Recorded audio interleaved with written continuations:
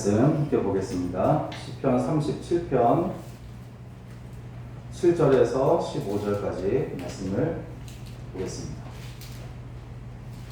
시편 37편 7절에서 15절입니다. 말씀을 봉독하겠습니다.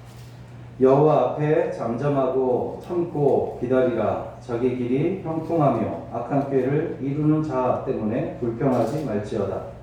분을 그치고 노를 버리며 불평하지 말라. 오히려 악을 만들 뿐이라.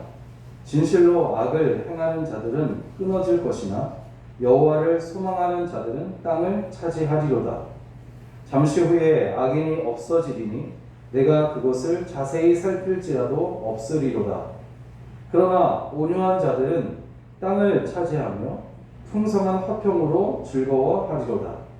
악인이 의인 치기를 꾀하고 그를 향하여 그의 일을 가는도다. 그러나 주께서 그를 비웃으시리니 그의 날이 다가옴을 보심이로다. 악인이 칼을 빼고 활을 당겨 가난하고 궁핍한 자를 엎드러뜨리며 행위가 정직한 자를 죽이고자 하나 그들의 칼은 오히려 그들의 양심을 찌르고 그들의 활은 부러지리로다. 아멘. 할렐루야. 여호와 앞에 참고 기다리라 하는 제목의 말씀을 가지고 본문을 중심으로 함께 은혜를 나눕니다. 그리스도인들뿐만 아니라 보통의 사람들을 아주 화나게 하는 몇 가지 원인들이 있습니다. 아모스 선지자도 그것을 깊이 깨닫고 또 믿음으로 고백했던 그런 내용인데, 그것은 바로 악인은 잘 사는데 의인은 잘 못 사는 것을 볼 때입니다. 예를 들자면 마치 친일파의 후손들은 땅을 많이 차지하고 부자로 떵떵거리며 잘 살고 있는 것 같은데, 독립운동가들의 후손들은 가난하게 살고 있는 것을 보는 것과 같은 그런 모습들이 너무나 많다는 거죠. 온갖 겉모술수로 재물을 창고에 쌓아놓는 사람들이 있는가 하면 누구보다도 정직하고 청렴하게 살았던 사람은 가난하게 사는 것을 볼 때에 사람들은 의분을 참지 못합니다. 선하고 정직하게 사는 사람은 정말 잘 돼야 되고 악한 사람은 잘 안 되기를 우리는 바라지만, 그러나 여러분, 세상이 악하기에 어쩌면 악한 자가 더 잘 사는 것처럼 보이는 것은 당연한 것일지도 모릅니다. 성경도 세상에는 이렇게 불합리하고 또 부조리한 모습들이 많다고 그렇게 밝히고 있습니다.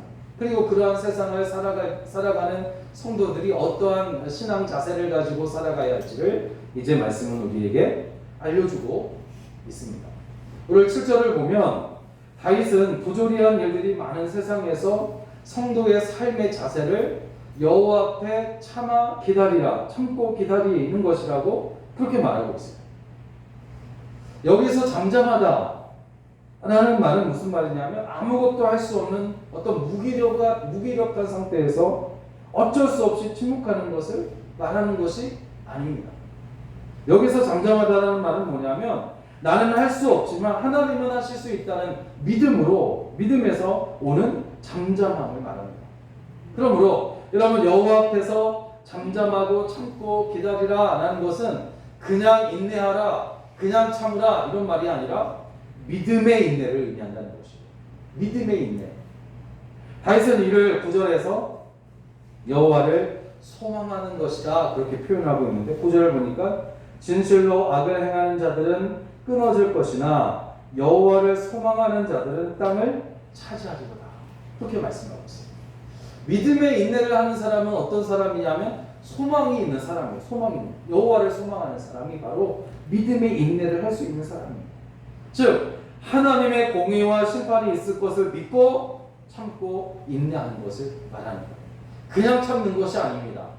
어쩔 수 없이 그냥 힘이 없어서 무기력한 상태로 그냥 포기하는 것을 말하는 것이 아니란 말이에요.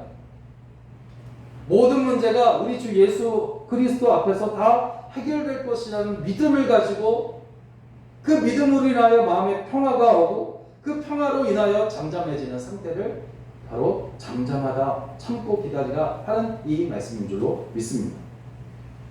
그러나 그럼에도 악인이 형통하고 번영하며 반대로 의인이 어려움과 고난을 당하는 그런 현실은 오늘 성도들을 참지 못하게 하고 또 조급하게 만드는 것이 사실입니다.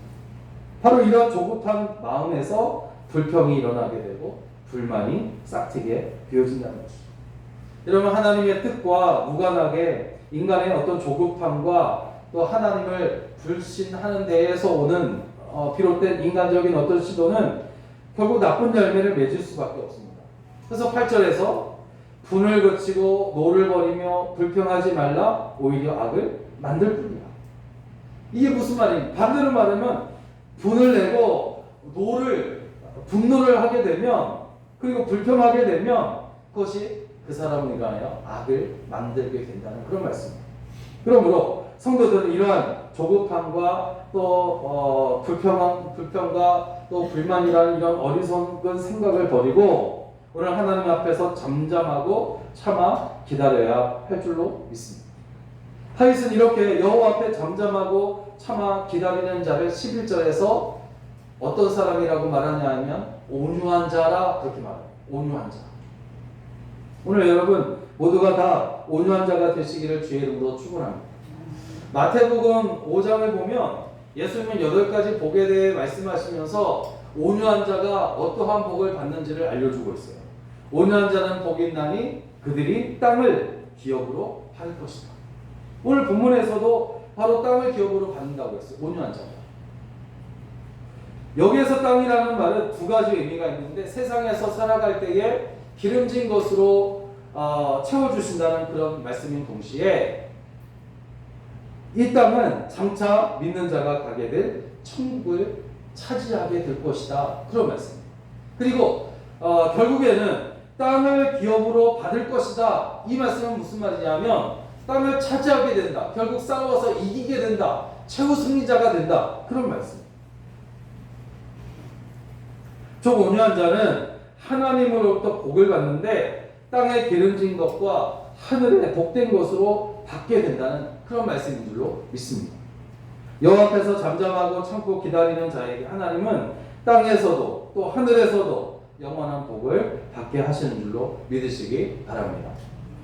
민수기 12장 3절을 보면 모세가 등장하는데 이 모세가 어떤 사람이었는지를 한마디로 말해줍니다. 이 모세를 어떻게 이야기를 하냐면 그의 온유함이 지면의 모든 사람들보다 더하더라. 그러니까 최고로 온유한 사람이다. 그렇게 말을 하는 거예요. 모세를. 근데 여러분 우리가 생각할 때에 모세는 이스라엘 백성들을 애굽에서 탈출시키고 또 저 험악한 홍해를 건너며 그리고 불순종하기를 밥 먹듯 하던 이스라엘 백성들을 40년 동안이나 그 열악한 환경인 광야에서 이제 이끌었기 때문에 그를 아주 강하고 거칠고 또 카리스마가 아주 넘쳐나는 그런 사람이라고 생각합니다. 그렇게 생각할 수 있어요. 하지만 그는 자기를 괴롭게 하는 자들을 인간적인 어떤 방법으로 복수하려고 하지 않았어요. 그는 여호와 앞에서 잠잠하며 참고 기다리는 것에 아주 유능한 사람이었습니다. 온유한 사람이었어요. 세상 모든 사람들보다 그 온유함이 더하더라. 카리스마로 무장한 그런 사람 같은 모세가 그래서 어떤 사람도 그를 함부로 대할 수 없을 정도로 어떤 아주 강한 어떤 이미지가 있는 모세인데 그런데 모세 자기 자신은 참고 기다릴 줄 아는 사람이었다는 거죠. 온유한 사람이었다는 것이죠. 하나님께서 하실 것을 믿고 맡겼다는 겁니다. 그가 홍해 앞에서 이스라엘 백성들이 뒤에서 쫓아오는 애굽 그 군대와 가로막고 있는 홍해 바다를 보면서 막 불평하고 불만하고 있을 때에 그가 한 말이 무슨 말입니까? 너희는 오늘날 여호와 하나님께서 우리에게 하실 일을 잠잠히 기다리고 보라. 참고 기다려봐라. 하나님께서 하실 것이다. 그렇게 이제 이야기를 하고 있다는 거예요. 그는 하나님께서 하실 것을 믿고 기다릴 줄 아는 온유한 사람이었다는 거죠.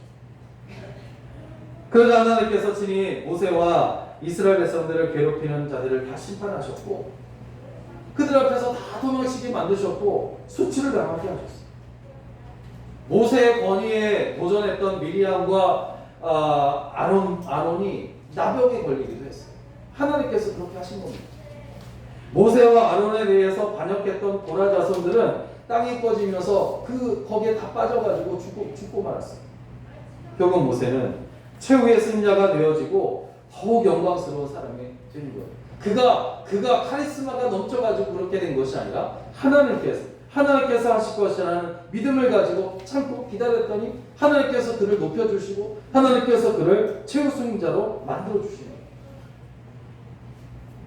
그럼 우리 여러분, 세상의 부조리한 것을 보면서 불평하면서 인간적인 어떤 방법으로 그것을 어떻게 해보려고 하는 그런 조급함을 경계하시길 바랍니다. 오히려 그때 하나님 앞에 참고 기다리는 의인다운 그런 면모를 보여주시기를 주의 이름으로 부탁을 드립니다. 힘이 없어서가 아니라 힘이 있어도 하나님이 갚으실 것이라는 믿음으로 참고 기다리는 것. 그것이 바로 온유한 자의 모습이라는 것. 결국에 하나님은 의인을 최후 승자로 만들어 주십니다. 땅에 기름진 것으로 하늘의 복으로 채워주실 것입니다. 그렇다면 그때까지 의인으로서 이 세상에서 우리는 어떻게 살아야 될 것인가? 두 가지로 말씀을 나눕니다. 첫째는 분을 내지 말아야 됩니다. 분을 내지 말아야 됩니다. 물론 의로운 분을 우리가 내기도 해야 합니다. 하나님께서 공의로우신 분이시기에 우리도 공의로운 삶을 살아가야 돼요. 그때에 우리는 의로운 분들을 낼 수도 있어요. 그러나 여러분, 그 외에는 우리는 분을 내지 말아야 할 것입니다. 12절을 보니까 악인이 의인치기를 꾀하고 그를 향하여 그의 일을 가는도다. 그렇게 이제 말씀하고 있는데, 그 말이 무슨 말이냐면 악인이 의인 때문에 일을 간다는 거예요. 악인이 일을 갈아요. 누구 때문에? 의인 때문에. 일을 간다는 게 뭡니까? 분노를 참지 못하고 밖으로 표출되는 것이 바로 일을 가는 거거든요. 그런데 이 말씀만 보면 악인이 의인 때문에 일을 가는 데 있어서 이유가 없어요. 어떤 합당한 이유가 없습니다. 아무 이유 없이 그냥 증오하고 그냥 분노하는 겁니다. 물론 악인의 입장에서 보면 왜 이유가 없겠습니까? 그러나 악인이 의인을 이유 없이 증오하고 미워하고 있다면 그것은 의인이 어떤 잘못을 해서가 아니라 이유를 말하자면 그에 대하여 좀 악인이 착하게 사는 사람을 시기하고 질투하고 미워해서 그에 대하여 분노하는 것이다. 그렇게 이유를 설명할 수가 있습니다. 그러므로 결국 악인이 이를 갈며 분노하는 이유는 의인 때문이 아니라 결국 자기 자신의 어떤 자격지심 때문인 것을 알 수가 있습니다. 대표적인 예가 누구가 있냐면 사울왕이 그래요. 사울왕이 바로 그런 대표적인 예입니다. 다윗이 골리앗을 이기고 위기 가운데 있었던 이스라엘을 승리로 이끌게 되니까 이를 본 이제 이스라엘의 여인들이 노래하지 않습니까? 사울이 죽인 자는 천천히요, 다윗이 죽인 자는 만만히로다. 이 노래를 들은 사울 왕의 마음이 아주 흠집이 생긴 거예요. 자존심을 건드리고 만 겁니다. 이 노래가. 즉 사울은 다윗이 왕인 자기 자신보다 백성들에게 막 칭송을 더 많이 받게 되니까 시기하게 되고 질투하기 시작하는 거예요. 불쾌합니다. 그런 마음에 생각하기를 자칫 자신의 왕권을 저 어린 다윗에게 빼앗길 수 있다고 생각했어요. 다윗이 잘못한 겁니까? 아니잖아요. 다윗은 오히려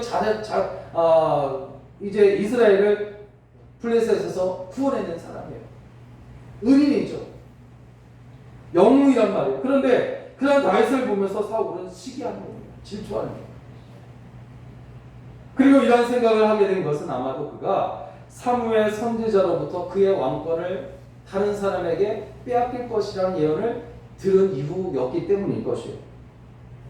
그래서 사울은 그때부터 골리앗을 죽이고 이스라엘을 구원해낸 다윗을 경계하기 시작하게 되고 마음에는 계속해서 다윗에 대한 어떤 증오심을 키우고 분노가 일어나기 시작하는 거예요.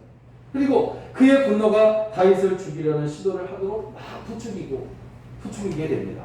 그래서 결국 사울왕은 망가질 대로 망가진 자신의 몸과 마음을 달래기 위해서 다윗으로에건 악기를 연주하게 하고 노래를 부르게 했단 말이죠. 그러나 그런 다윗을 보고 이 사울 왕이 창을 들어 던지는 거예요. 죽이려고. 뿐만 아니라 위협을 받고 도망간 다윗을 잡으려고 막 군대를 조직해서 잡으러 다니는 겁니다. 이러한 다윗을 향한 사울의 이런 합당한 이유 없는 분노는 다윗을 괴롭게 했을 뿐만 아니라 사울 왕 자기 자신을 더욱 망치게 하는 원인이 되고 말았어요. 우리는 여러분 사울의 다윗에 대한 이러한 시기와 질투로 인한 분노로 다윗이 얼마나 큰 고통을 당했는지 알고 있어요.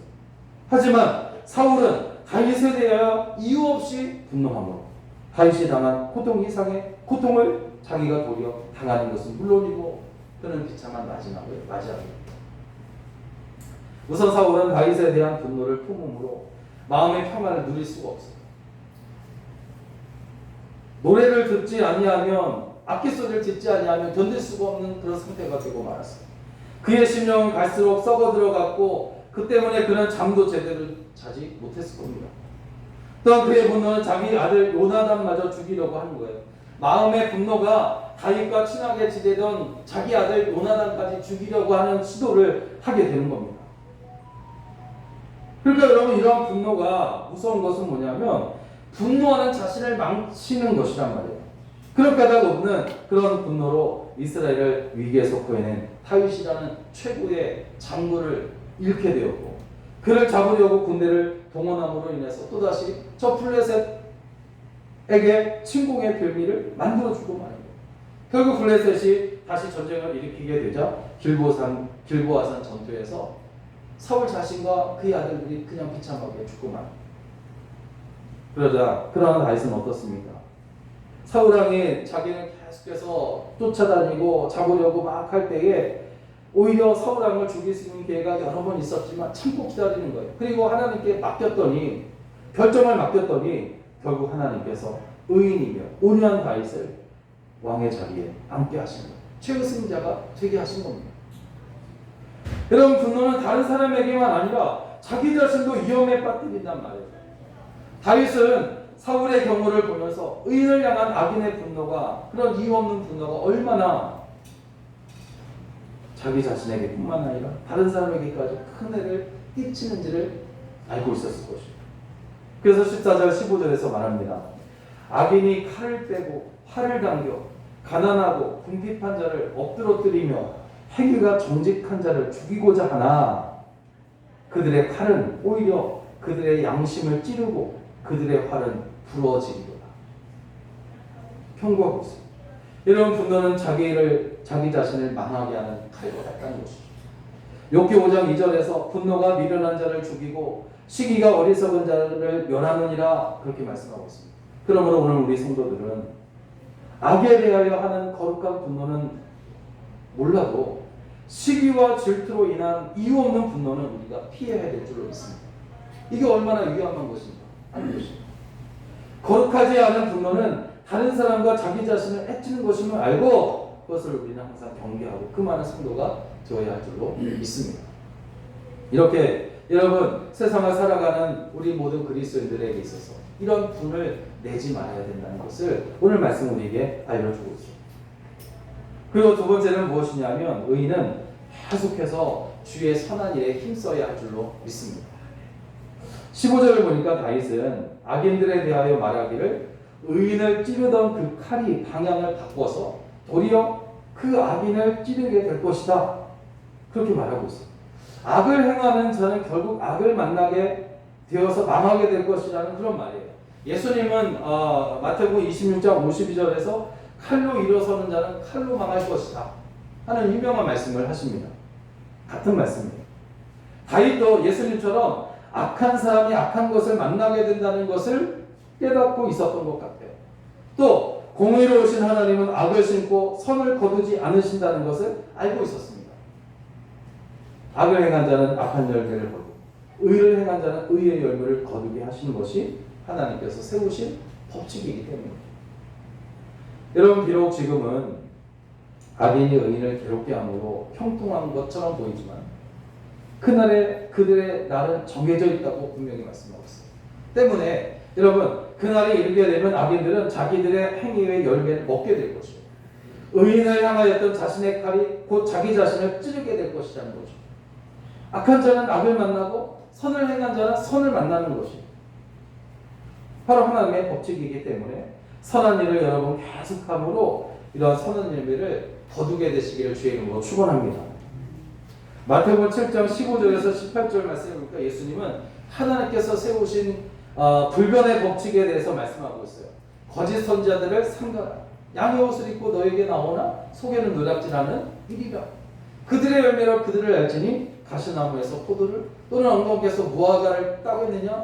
이와 같이 좋은 나무마다 아름다운 열매를 맺고 못된 나무가 나쁜 열매를 맺나니 좋은 나무가 나쁜 열매를 맺을 수 없고 못된 나무가 아름다운 열매를 맺을 수 없느니라. 그렇게 말씀하셨어요. 공부하는 학생은 공부하는 학생을 만나고요. 일하는 사람은 일하는 사람을 만나게 됩니다. 그렇듯이 거룩한 성도는 거룩한 성도를 만나게 되어 있습니다.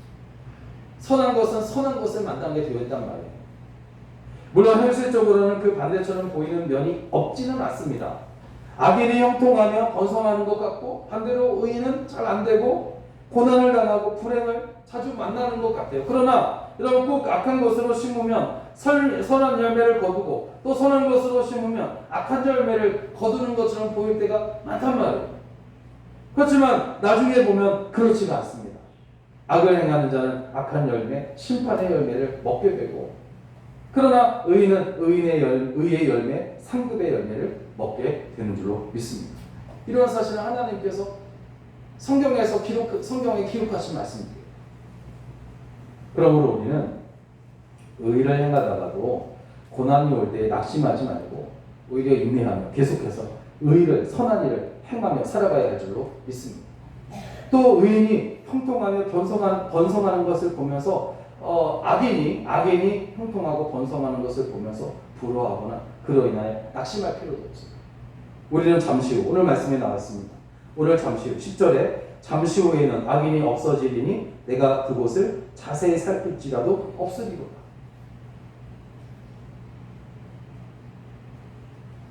우리는 잠시 후 하나님이 정한 날이 이르게 되면 악인들이 그들의 심은 악한 열매를 거두어 먹게 될 것임을 기억하고 소망 중에 살아가야 할 줄로 믿습니다.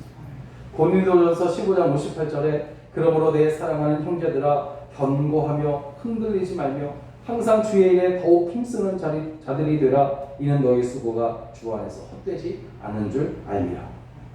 또 갈라디아서 6장 8절에 우리가 선을 행하되 낙심하지 말지니 피하지 아니하면 때가 이르러 거두리라. 그러므로 선한 자는 선을 만나고 악한 자는 악을 만나게 된다는 사실을 우리가 기억하고 정말 하나님의 거룩한 백성으로서 오직 선한 자로 남으며 주의 선한 일을 행하다가 고난을 당한다 할지라도 낙심하지 않게 되기를 주의 이름으로 기도를 드립니다. 사랑하는 여러분, 의인의 대표적인 특징은 온유하다라는 것이 온유하다. 물론 8가지 복 가운데에서 의인의 그 특징들을 8가지가 이렇게 쭉 나와 있지만 그러나 그 가운데 하나는 온유하다는 것이 의인의 특징이라는 하는 것은 온유하다. 온유하다는 것은 단순히 무기력해져서 어쩔 수 없이 참을 수밖에 없다는 것을 말하는 것이 아닙니다. 공의의 하나님께서 악인을 심판하시고 의인을 돌보신다는 믿음으로 마음에 평안이 있는 상태가 바로 그 주님이 말씀하신 온유의 상태입니다. 이렇게 의인은 분을 내지 않으며 악이 악을 만나듯 선이 선을 만난다는 것을 깨닫고 선한 일을 계속 해가면서 오래 참고 기다리는 사람이 바로 의인이요 온유한 자인 줄로 믿습니다. 그러므로 진심으로 온유한 자가 되어서 하늘의 복으로 땅에 기름진 것으로 기뻐하며 최후 승자가 되는 여러분 다 되시기를 주의 이름으로 간절히 축원합니다. 기도하겠습니다.